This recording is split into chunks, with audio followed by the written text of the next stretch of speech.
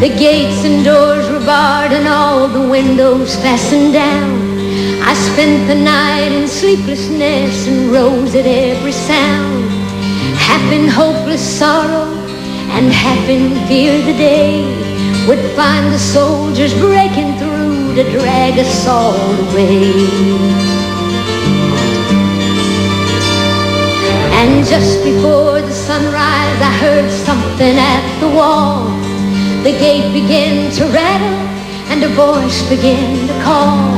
So I hurried to the window, looked down into the streets, expecting swords and torches and the sound of soldiers' feet.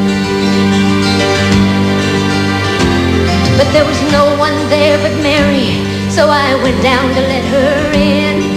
John stood there beside me as she told me where she'd been. She said they'd moved him in the night and none of us knows where. The stone's been rolled away and now his body isn't there. So we both ran toward the garden and John ran on ahead. We found the stone and empty tomb just the way that Mary said. But the winding sheet they wrapped him in was just an empty shell. And how or where they'd taken him was more than I could tell. Oh, but something strange had happened there, just what I did not know. John believed a miracle, but I just turned to go. Circumstance and speculation couldn't lift me very high, 'cause I'd seen them crucify him and I saw him die. Back inside the house again, the guilt and anguish came, and everything I'd promised him just added to my shame. When at last it came to choices, I denied I knew his name.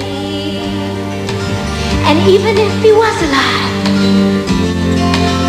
it wouldn't be the same. Then suddenly the air was filled with a strange and sweet perfume. The light that came from everywhere drove shadows from the room.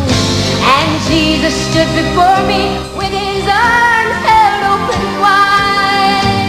Then I fell down on my knees and I just clung to him and cried. Then he raised me to my feet, and as I looked into his eyes, the love was shining out from him like sunlight from the skies. Guilt and my confusion disappeared in sweet release, and every fear I'd ever had just melted into peace.